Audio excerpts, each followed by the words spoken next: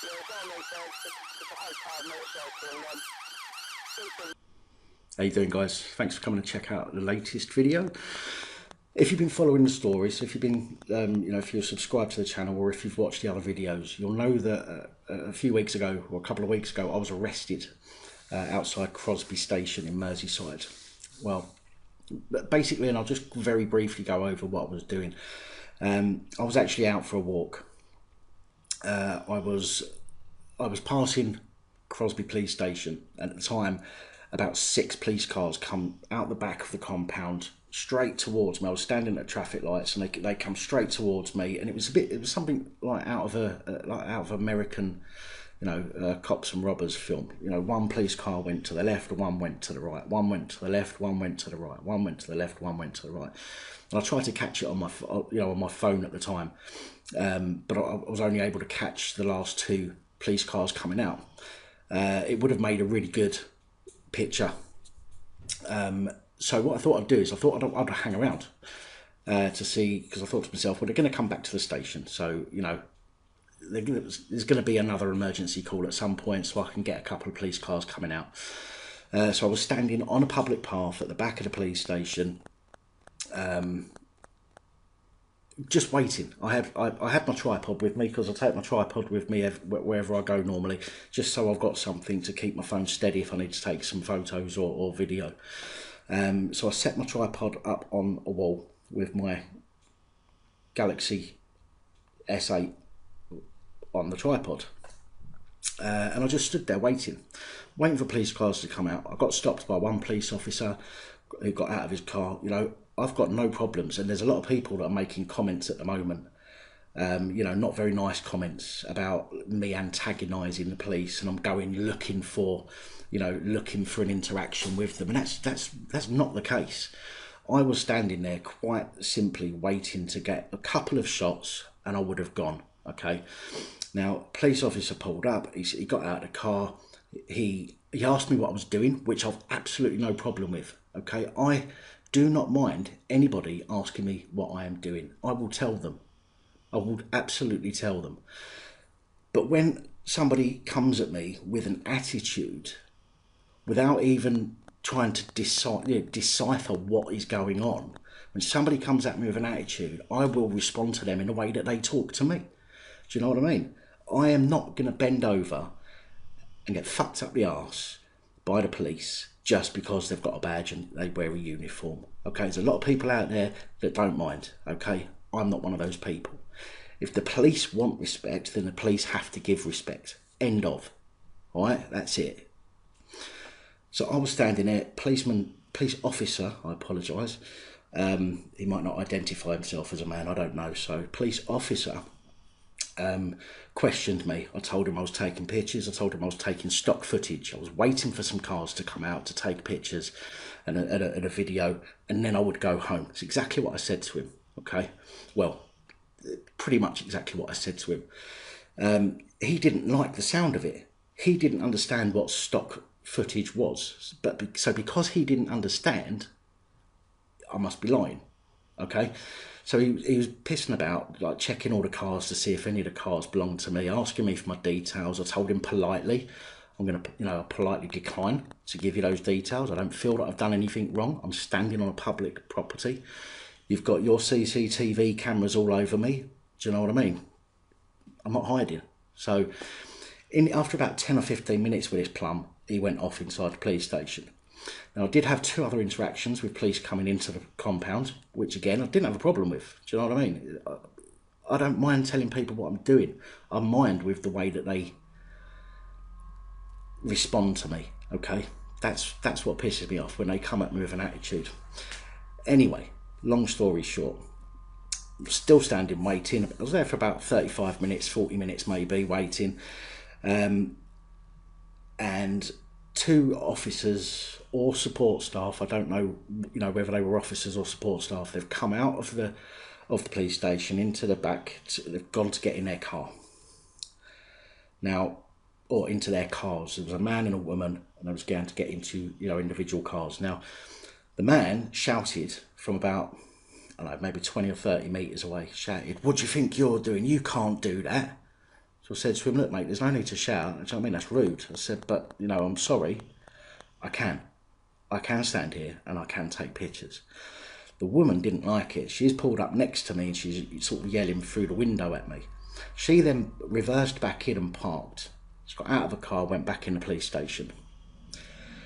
This is where it gets interesting, because within about 6 minutes, 7 minutes, I was surrounded by police officers, 8 of them altogether, including a sergeant and an inspector.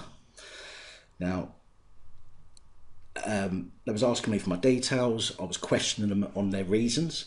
I got threatened with a Section 44 of the Terrorism Act, which I quite rightly said, you can't use that because it got repealed. And the officer said, actually, we can use it in certain circumstances, which is a load of bullshit.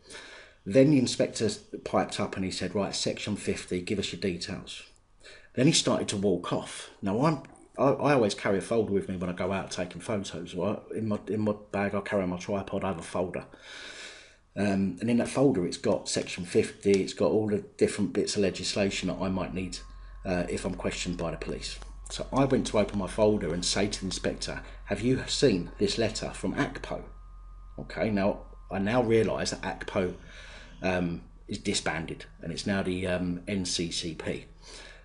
Today, when I found out it was NCCP today, and I've already put in an FOI request for information on photography, so I hope to have that at some point to share with people.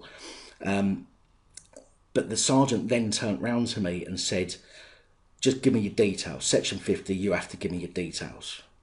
So I said, hang on a minute. So I went to go to my Section 50, okay, in my folder. I'm asking them who I've harassed, alarmed or distressed. Okay.